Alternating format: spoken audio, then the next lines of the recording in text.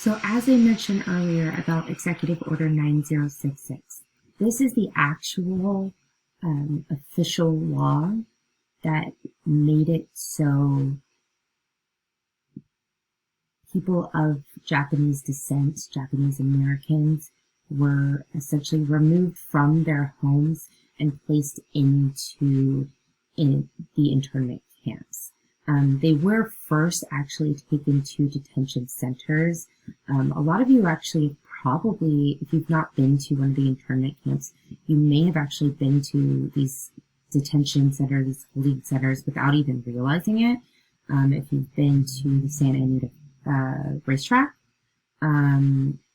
if you've ever been to the LA County Fair at the Pomona Fairgrounds, that was one of the holding centers. So if you've been there, you've been where they held Japanese Americans, people of Japanese descent. That is where they held large groups of people before transporting them to these internment camps. The executive order was signed more than 2 months after the attacks on Pearl Harbor. This was a removal of enemy aliens from parts of the West after the bombing of Pearl Harbor. It did not care if they were American citizens. That's incredibly important. Many of these people were citizens. They were citizens of the United States. They were Americans. It just goes to show this idea, this concept of what is an American? What makes an American? Because in this sense, it did not matter.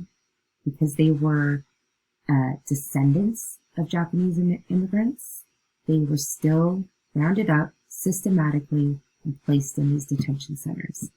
And this executive order did interrupt, and in some cases destroyed the lives of many families. So today we're actually going to be exploring what life was like at Manzanar, what life was like for these people whose lives were completely disrupted. We're going to be doing that in this Padlet, and it's actually going to coincide with your homework for tonight, but we'll come back to the homework instructions, but first I want to get us into the Padlet. So once we're inside the Padlet, you're going to see that there are categories that kind of align with these colors. So you're going to be, you'll see some photographs, some Dorothea Lange photos that we have actually already experienced so far. You are going to see some videos that you can watch. You'll see some quotes from Farewell to Manzanar. If you remember from yesterday, we read some excerpts from Farewell to Manzanar. You're going to see some quotes from Southland. Southland is actually a fictional novel, but I pulled some quotes from there, so they're really great. And even though it's a fictional novel, it still really depicts what life was like for Japanese Americans before and during internment.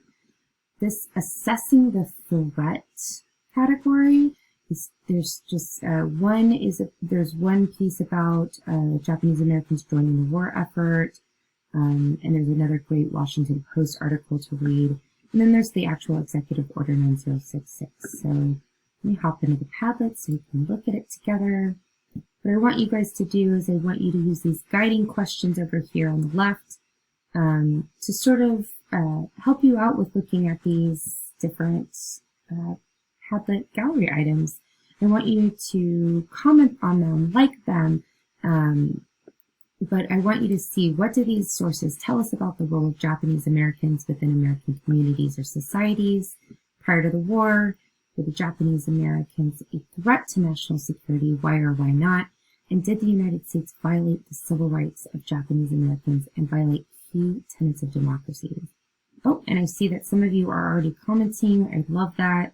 Diana says, interesting to see the continued respect for a flag in a country that was in a sense oppressing the Asian community. I agree, Diana. And yes, I mean, this is such a powerful photo of still saying the Pledge of Allegiance, even when the country was not necessarily supporting them at the time.